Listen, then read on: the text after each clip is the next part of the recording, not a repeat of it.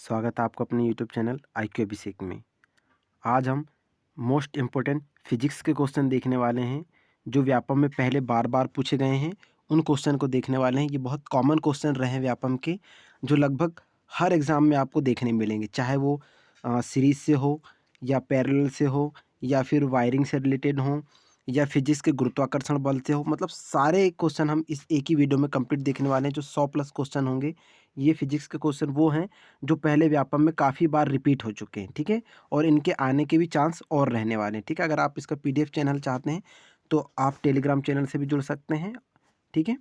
चलिए, अब पहला क्वेश्चन हम स्टार्ट करते हैं। अगर इस यूट्यूब चैनल पर नए हैं तो please subscribe, like and share ज़रूर करें। पहला क्वेश्चन है, नंबरिंग को इग्नोर करेंगे क्योंकि मैंने क्वेश्चन निकाला हुआ है जो बार-बार आए हैं, है ना? इसलिए नंबरिंग को इग्नोर करेंगे। पहला क्वेश्चन है, घरों में लगे पंखे, बल्ब आदि लगे होते हैं। तो हमको ये बताना है कि जो घरों में वायरिंग की जाती है, ये सब किस में की जाती है? तो वो होता है समांतर क्रम में, ठीक है? ऑप्शन नंबर बी इसका राइट आंसर हो जाएगा। समांतर क्रम में हम घरेलू वायरिंग करते हैं, ठीक है? एक चीज़ और मैं बता देना चाहता हूँ, अभी यूट्यूब में बहुत कन्फ्यूजन चल रहा है इस चीज़ को लेके, समग्र आईडी को लेके, है ना? समग्र आईडी को लेके तो ये बहुत सिंपल है।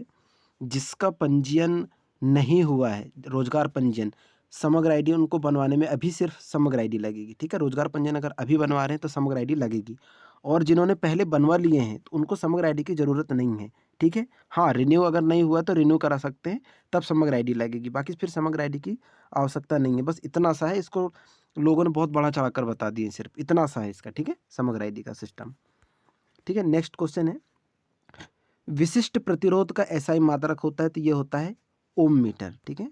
अगला है, यदि 3 ओम और 6 ओम के प्रतिरोध समांतर क्रम में जोड़े गए तो संपूर्ण प्रतिरोध होगा, ये बताना है। देखो, ओम ओम का सिंबल ऐसा बनता है, इसको याद रखेंगे। ये 3 ओम और 6 ओम को प्रतिरोध को समांतर क्रम में जोड़ेंगे। पहले हम समझते हैं कि समांतर क्रम क्या होता है और सीरीज यानी कि श्रेणी क्रम क्या होता है। सबसे पहले समांतर क्रम देखते हैं, इसको मैं शॉर्ट में लिखता हूँ। समांतर क्रम मतलब ये ओम लगा, फिर ये ओम लगा, फिर ये ओम लगा, इनको अपने जोड़े। मान लेते हैं ये 6 ओम है, ये 3 ओम है, ये 2 ओम है। तो ये जो वायरिंग है ये किस में है? समांतर क्रम में। जब एक के ऊपर एक ऐसे प्रतिरोध रहते हैं, इसको समांतर क्रम में कहेंगे, ठीक है? और अगर श्रेणी क्रम होगा, श्रेणी क्रम के लिए वायरिंग कैसी होगी? ऐसा, मतलब जो क्रम में लगे हों, ठीक है? ऐसा। मान लेते हैं जैसे ये 3 ओम था, ये 2 ओम था, ये 6 ओम था, तो ये श्रेणी हो गया, ठीक है? ये वाला समांतर क्रम और ये वाला श्रेणी क्रम, ठीक है? अब इसको हल कैसे करते हैं देखो, दिया हुआ है कि 3 ओम और 6 ओम के क्या लगे हुए हैं? प्रतिरोध समांतर क्रम में लगे हुए हैं। तो क्रम में जोड़ गए तो संपूर्ण प्रतिरोध बताना है, तो इसको निकालने के लिए कैसा करेंगे देखो, इसको 2 तरीके से कर सकते हैं। तो पहला तरीका देख लेते हैं, याद रखेंगे जैसे ऐसा कर रहे हैं, जैसे 3 गुणा 6 बटे 3 धन 6, तो क्या होगा? ये 6 3 18 हो जाएगा, ठीक है? ये 18 हो गया, और 6 7 8 9 हो गया। 9 दूनी 18, मतलब आंसर कितना हो गया? 2 आ गया। इसको ऐसा भी हल कर सकते हैं, ठीक है? देखो, मैं फिर से बता दे रहा हूँ, 3 ओम का था और एक 6 ओम का था। पहला मैंने बता दिया कैसे करना है। दूसरा ऐसा होता है, इनका क्या लेते हैं हम? एलसीएम, ठीक है? इनका लेते हैं एलसीएम। 3 और 6 का एलसीएम लेंगे तो पता है सभी को, एलसीएम निकालते बनता है 2 3, ये रहेगा, और ये 2 तिया 6, ठीक है ना? 2 3 से तो कटेगा नहीं, इसलिए 3 को 3 ही रखेंगे, 6 कट जाता है तो 2 तिया 6 हो जाएगा।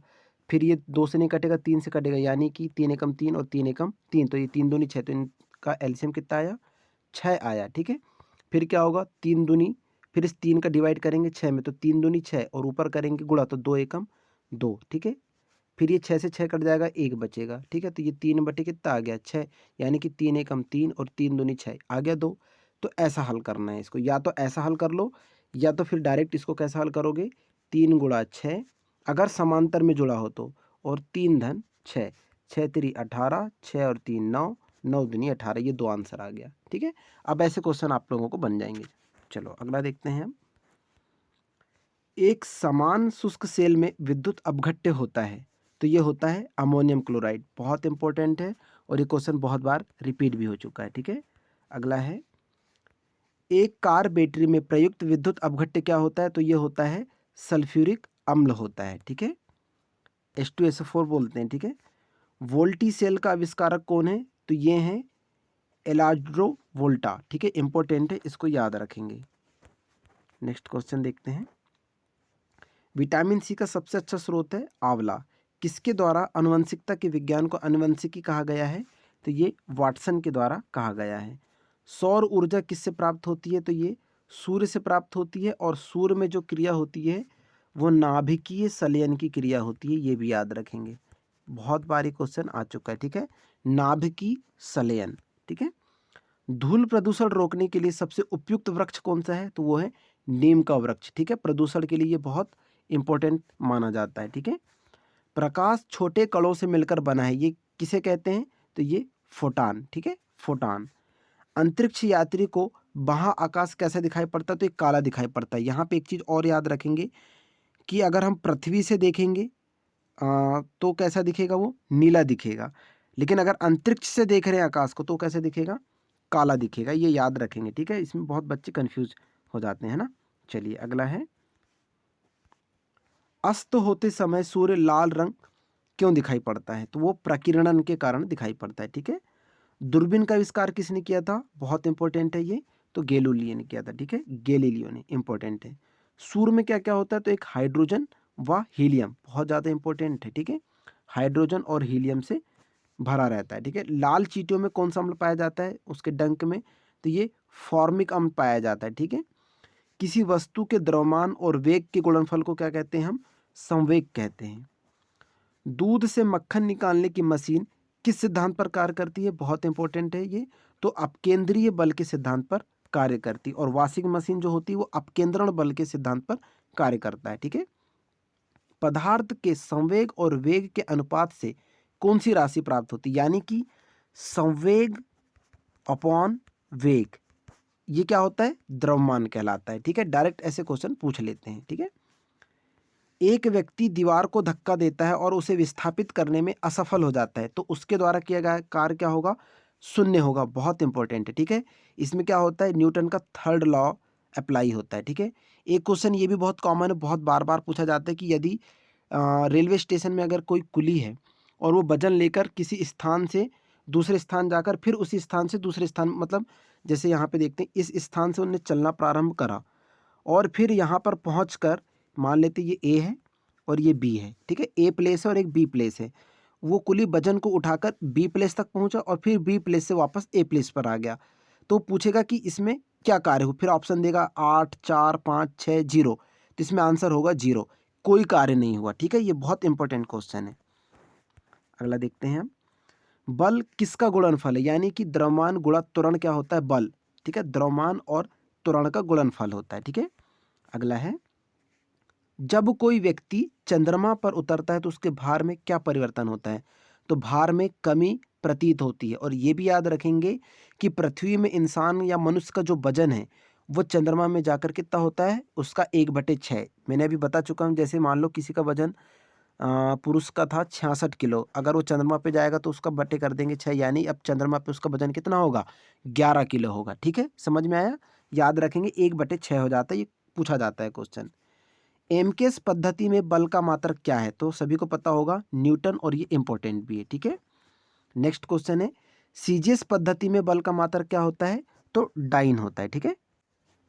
नेक्स्ट क्वेश्चन देखते हैं, 1 किलोग्राम भार कितने न्यूटन के बराबर होता है? बहुत बार आ चुका है ये क्वेश्चन, 9.8 न्यूटन, ठीक है, ठीक है, 9.8 न्यूटन के बराबर होता है, ठीक है। एक व्यक्ति लिफ्ट पर खड़ा है और यदि डोरी टूट जाए तो अपना भार कितना प्रतीत होगा? शून्य, क्योंकि डोरी जैसी टूटेगी तो लिफ्ट क्या होगा? अचानक बहुत तेजी से नीचे आने लगेगी, तो जिससे भार शून्य प्रतीत होगा। और अगर लिफ्ट ऊपर जा रही तो भार प्रतीत होता है, ठीक है। इलेक्ट्रॉन की खोज किसने की थी? तो जे थॉमसन ने की थी। इंपॉर्टेंट क्वेश्चन है ये भी। बल गुणनफल होता है द्रव्यमान और त्वरण का, ये हमने भी पढ़ चुके हैं, ठीक है। नेक्स्ट क्वेश्चन देखते हैं, धूप के चश्मे के लिए किस कांच का प्रयोग किया जाता है? बहुत बार ये क्वेश्चन आ चुका है, ये क्रुक्स कांच का उपयोग किया जाता है, ठीक है। परमाणु क्रमांक किसे कहते हैं? तो नाभिक में उपस्थित प्रोटॉनों की संख्या को परमाणु क्रमांक कहते हैं, ठीक है। खाद्य ऊर्जा को हम किस इकाई में मापते हैं? तो कैलोरी, और कैलोरी को के से डिनोट किया जाता है, ये भी याद रखेंगे। पुष्पों का अध्ययन कहलाता है तो एंथोलॉजी कहलाता है। मानव शरीर में विटामिन ए संचित रहता है यकृत में, इंपॉर्टेंट है ये भी, ठीक है। अगला क्वेश्चन है, आनुवंशिकता एवं विभिन्नता के बारे में जानकारी देने वाली वनस्पति विज्ञान की शाखा को क्या कहते हैं हम? आनुवंशिकी कहते हैं। सबसे अधिक क्रोमोसोम किस में पाए जाते हैं? टेरिडोफाइट में पाए जाते हैं, ठीक है। ये बहुत बार रिपीट हो चुका है और मोस्ट इंपॉर्टेंट क्वेश्चन है कि दाब किस प्रकार की राशि है? तो ये एक अदिश राशि है, ठीक है। अदिश राशि उसको कहते हैं जिसमें केवल परिमाण की आवश्यकता होती है, और सदिश में दिशा और परिमाण दोनों होता है, उसको हम सदिश राशि कहते हैं। ये भी याद रखेंगे, ठीक है। नदी के जल की अपेक्षा समुद्र के जल में तैरना क्यों आसान होता है? बहुत ज़्यादा इंपॉर्टेंट है। समुद्र के जल का घनत्व तो अधिक होता है, इसलिए उसमें तैरना आसान होता है, ठीक है। आर्किमिडीज का नियम किससे संबंधित है? तो ये प्लवन, ठीक है, प्लवन, ठीक है, पढ़े होंगे सभी ने। जहाज तैरने की या जहाज को चलने की जो थ्योरी दिए थे वो आर्किमिडीज की थ्योरी थी, ठीक है। ध्वनि की चाल सबसे अधिक किस में होती है? तो ठोस में होती है। अगला क्वेश्चन है, ध्वनि की चाल सबसे कम किस में होती है? तो वो गैस में होती है। किन तरंगों का तरंग दैर्घ्य सबसे अधिक होता है? तो रेडियो तरंगों का तरंग दैर्घ्य सबसे कम होता है, ठीक है।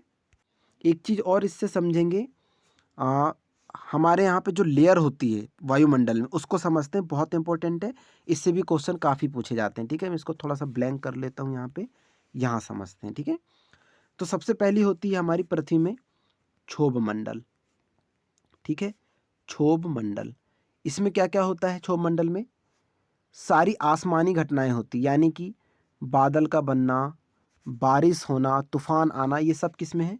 क्षोभ मंडल में, ठीक है। इससे थोड़ा ऊपर जाएंगे हम तो क्षोभ मंडल के बाद आ जाता है फिर हमारा इंपॉर्टेंट मंडल ही हम देखते हैं, ठीक है, समताप मंडल। समताप मंडल, ये इसमें बहुत बार क्वेश्चन पूछा जाता है कि वायुयान कहाँ उड़ते हैं? तो ये समताप मंडल पर उड़ते हैं, और इसका कारण ये है कि समताप मंडल में कोई भी क्षोभ मंडल वाली क्रिया नहीं होती, यानी कि बादल नहीं बनते, बिजली नहीं चमकती, और मौसम तूफान से रिलेटेड कुछ भी नहीं होता समताप मंडल में, इसलिए वायुयान यहाँ उड़ते हैं, ठीक है। उसके बाद आता है फिर आयन मंडल, इंपॉर्टेंट है। तो आयन मंडल क्यों इंपॉर्टेंट है? क्योंकि वहाँ पे रेडियो तरंगे या जितनी भी टेलीविजन की तरंगे होती है वो सब कुछ उसमें होता है। फिर बहिर्मंडल आ जाता है तो पूरी वायुमंडल का ऊपर का परिवेश हो जाता है। तो इसको तीनों को याद रखेंगे ये क्वेश्चन, ठीक है। चलिए अगला देखते हैं हम, देशिक संकेतों के लिए कौन सी तरंगों का प्रयोग किया जाता है? तो पराश्रव्य तरंगों का इस्तेमाल किया जाता है, ठीक है। घड़ी की सुइयों की गति कैसी होती है? तो सरल आवर्त गति होती है। अगला है, वायु में ध्वनि की चाल कितनी होती है? तो 322 मीटर पर सेकेंड, बहुत इंपॉर्टेंट है, इसको अच्छे से याद रखेंगे, ठीक है। नेक्स्ट क्वेश्चन देखते हैं, अंतरिक्ष यात्री अंतरिक्ष में सीधे खड़े नहीं रह सकते, क्योंकि वहाँ पे क्या है? गुरुत्व नहीं रहता, यानी कि वहाँ पे गुरुत्वाकर्षण नहीं होता है। इसलिए आप देखेंगे कि पृथ्वी में अगर कोई व्यक्ति छलांग लगा रहा है तो वो थोड़ी दूर ही जाएगा, ठीक है। लेकिन अगर जहाँ वायुमंडल नहीं है, यानी चंद्रमा पे मान लेते हैं हम, यहाँ वायुमंडल नहीं, तो अगर एक व्यक्ति छलांग लगाएगा तो उसकी दूरी काफ़ी बड़ी होगी, ठीक है, उसका पर्यावलयाकार ज़्यादा होगा, ठीक है। ये किस वजह से हो रहा है? क्योंकि वहाँ पे गुरुत्वाकर्षण नहीं है। संवातक कमरे की छत के नीचे लगाए जाते हैं, क्योंकि सांस में छोड़ी गई गर्म हवा ऊपर उठती है और बाहर चली जाती है, ठीक है। अगला है, जब शुद्ध जल में डिटर्जेंट डाला जाता है तो पृष्ठ तनाव कैसा होता है? घट जाता है। कपूर के छोटे छोटे टुकड़े जल की सतह पर क्यों नाचते हैं? तो ये पृष्ठ तनाव के कारण नाचते हैं, इंपॉर्टेंट है। पानी से निकलने पर सेविंग ब्रश के बाल आपस में चिपक जाते हैं, इसका कारण क्या होता है? पृष्ठ तनाव। आपने एक प्रैक्टिकल भी करे होंगे, जब हम किसी पेन या पेंसिल को अपने सर पर ऐसा रगड़ते हैं, है ना, ऐसा घिसते हैं, और फिर हम किसी पृष्ठ या पेज में अगर उसको लगाते हैं तो क्या होता है? उससे आकर्षित होता है, चिपकने की कोशिश करता है, वो सब क्या है? पृष्ठ तनाव है, ठीक है, इंपॉर्टेंट है, याद रखेंगे। स्थिर पानी में मिट्टी का तेल डालने पर मच्छर कम होते हैं, क्योंकि लार्वा के सांस में बाधा डालता है, ये हमने पढ़ चुके हैं, ठीक है। यहाँ जल होता है, अगर कोई भी ऑयल डालते हैं तो जल में मिक्स नहीं हो पाता, क्योंकि वो तेल है तो जल के ऊपर ही जम जाता है, जिससे लार्वा को ऑक्सीजन नहीं मिल पाती और लार्वा नष्ट हो जाता है, ठीक है। एक द्रव बूंद की प्रकृति गोलाकार होने की होती है, इसका कारण भी क्या होता है? पृष्ठ तनाव ही होता है, ठीक है, गोलाकार होती है उसकी बूंदें भी। अगला है, टेनिस की गेंद मैदान की अपेक्षा किसी पहाड़ी पर अधिक ऊंची उछलती हैं, इसका कारण होता है पर्वतों पर पृथ्वी का गुरुत्वीकरण कम हो जाता है, ठीक है। गुरुत्वाकर्षण कम होगा तो अधिक उछाल होगा, अभी मैंने बता दिया, क्योंकि चंद्रमा में गुरुत्व नहीं रहता तो अधिक उछाल लेते हैं, है ना। किसी तुल्यकारी उपग्रह की पृथ्वी की सतह से ऊंचाई लगभग कितनी होती है, बहुत इंपॉर्टेंट है, तो ये होती है 36,000 किलोमीटर, ठीक है। नेक्स्ट क्वेश्चन है, एक लिफ्ट में किसी व्यक्ति का प्रत्यक्ष भार वास्तविक भार से कम होता है जब लिफ्ट जा रही हो, त्वरण के साथ नीचे जाती है तब उसका वास्तविक भार क्या होता है, कम होता है, ठीक है। और ऊपर जाएगी तो वास्तविक भार उसका ज्यादा होगा।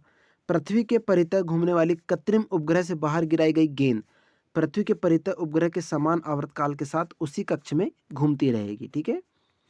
किसी लिफ्ट में बैठे हुए व्यक्ति को अपना भार कब अधिक मालूम पड़ता है, जब लिफ्ट त्वरित गति से ऊपर जा रही हो, ठीक है। ये हमने पढ़ चुके हैं।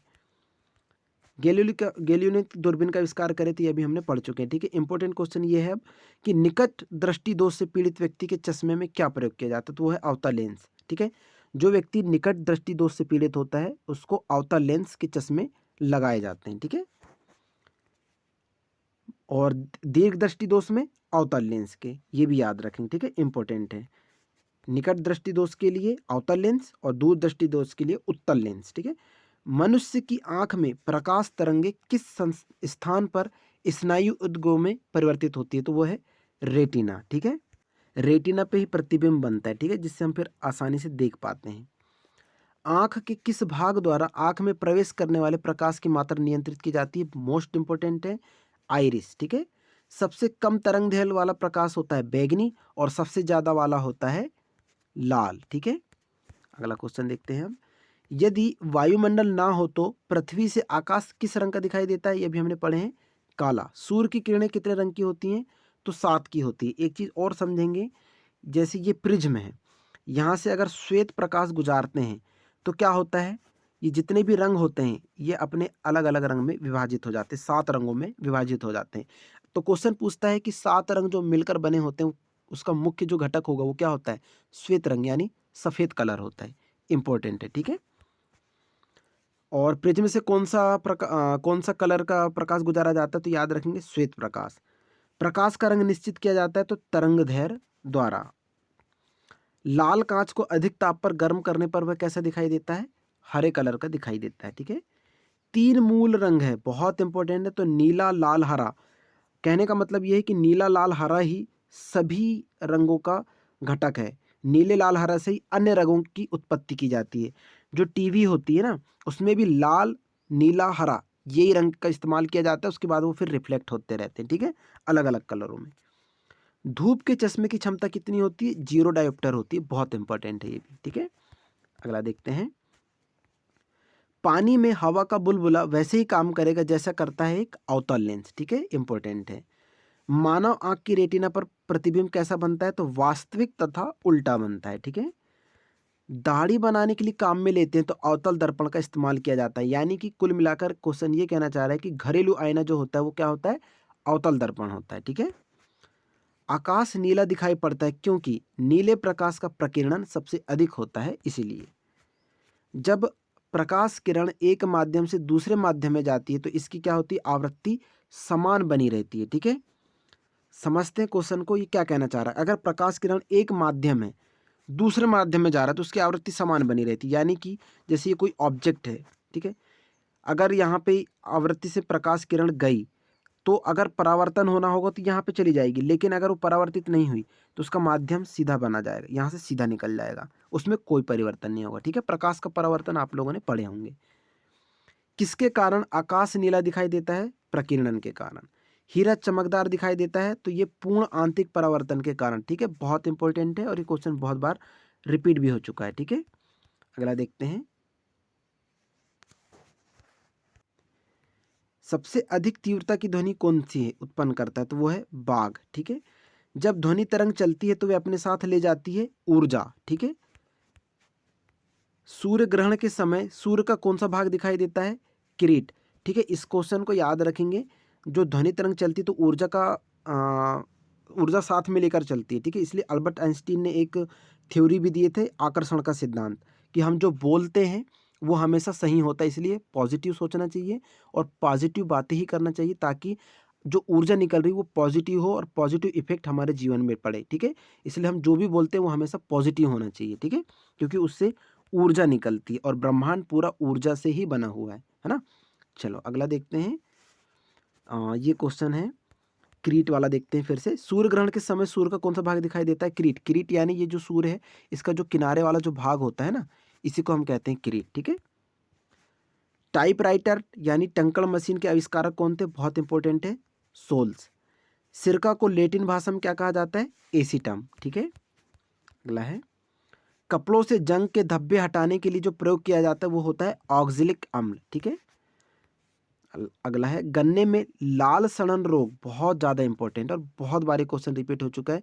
तो ये किसके कारण होता है? तो ये कवकों के द्वारा होता है, ठीक है। आम का वानस्पतिक नाम काफ़ी लोगों को पता होगा, मेगीफेरा इंडिका, लेकिन ये बहुत बार क्वेश्चन आ भी चुका है। और मनुष्य को हम क्या कहते हैं? होमोसेपियंस, ठीक है, ये भी याद रखेंगे, इंपॉर्टेंट है। कॉफ़ी पाउडर के साथ मिलाया जाने वाला चिकोरी चूर्ण प्राप्त होता है, तो ये जड़ों से प्राप्त होता है, ठीक है। एसआई पद्धति में चाल का मात्रक क्या होता है? मीटर पर सेकेंड। घन कोण का मात्रक क्या होता है? स्टेरेडियन, ठीक है। वेग परिवर्तन की दर को क्या कहते हैं हम? त्वरण कहते हैं। अगला है, पृथ्वी तल पर गुरुत्वीय त्वरण का मान कितना होता है? तो 9.8 मीटर सेकेंड स्क्वायर, ठीक है। 9.8 मीटर पर सेकेंड स्क्वायर, ठीक है। ये दो नहीं, इसकी घात 2 है, ठीक है, स्क्वायर। अगला है, यदि कोई वस्तु विरामावस्था में हो तो उसका वेग कितना होगा? 0 होगा, ठीक है। किसी वस्तु द्वारा 1 सेकेंड में चली गई दूरी क्या कहलाती है? तो वो चाल कहलाती है, ठीक है। अगला है, न्यूटन की गति का प्रथम नियम क्या है? तो जड़त्व का नियम है, बहुत ज़्यादा इंपॉर्टेंट है। क्रिया के विपरीत प्रतिक्रिया का होना किसका नियम है? तो ये न्यूटन का तृतीय नियम है, जिसमें दीवार को धक्का देने का एग्जाम्पल अभी हमने पढ़ चुके हैं, ठीक है।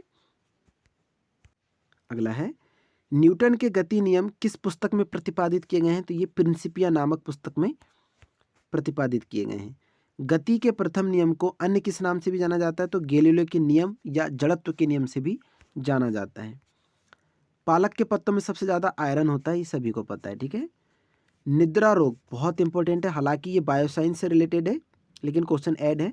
तो ये ट्रिपोनोसोम नाम के एक कोशिकीय वजह से होता है। जो जिनको नींद नहीं आने की बीमारी होती है ना, वो ट्रिपोनोसोम के कारण होता है, ठीक है, याद रखेंगे, इंपॉर्टेंट है ये भी। आर्किमिडीज किस देश से संबंधित है? ग्रीस देश से संबंधित है। जब शुद्ध जल में डिटर्जेंट डाला जाता है तो पृष्ठ तनाव कैसा होता है? उसका घट जाता है, ठीक है। कपूर के छोटे छोटे टुकड़े जल की सतह पर क्यों नाचते हैं? तो ये पृष्ठ तनाव के कारण नाचते हैं। ये भी याद रखेंगे, जो सोडियम होता है उसको हम केरोसिन यानी मिट्टी के तेल में ही डुबोकर रखते हैं, ठीक है, क्योंकि ये बहुत रिएक्टिव होता है, ठीक है। अगला क्वेश्चन देखते हैं।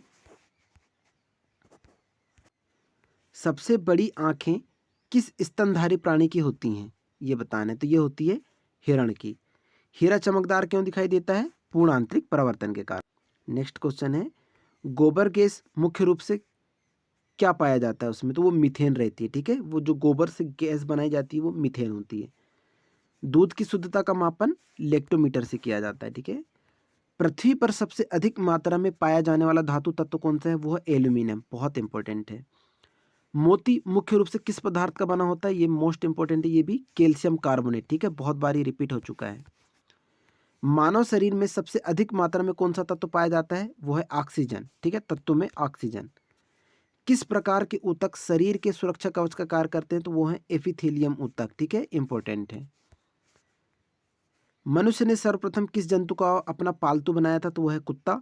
और सर्वप्रथम जो धातु यूज की गई थी वो थी तांबा, ठीक है, हड़प्पाकालीन सभ्यता से ये ज्ञात हुआ था।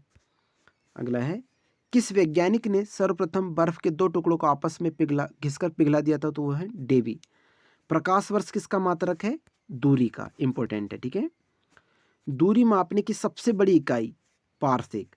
पारसेक कितने मीटर के तुल्य होता है? तो 3.26 प्रकाश वर्ष के तुल्य होता है। डेसिबल किसे मापने के काम आता है? ध्वनि। मात्रकों की अंतर्राष्ट्रीय पद्धति कब लागू की गई थी? तो ये 1971 में, 1971 में लागू की गई थी, ठीक है। अगला देखते हैं, जिन भौतिक राशियों को पूर्णतः निरूपित करने के लिए परिमाण की आवश्यकता होती है, दिशा की नहीं, उनको हम क्या कहते हैं? अदिश राशि। ये अभी हमने पढ़ चुके हैं, ठीक है। और जिन भौतिक राशि में परिमाण और दिशा दोनों की आवश्यकता होती है उसको हम क्या कहते हैं? सदिश राशि कहते हैं, ये इंपॉर्टेंट है। चाल किस प्रकार की राशि है? तो ये एक अदिश राशि है और ये बहुत इंपॉर्टेंट भी है। विद्युत धारा किस प्रकार की राशि है? अदिश राशि है। ठीक है, अगला क्वेश्चन देखते हैं।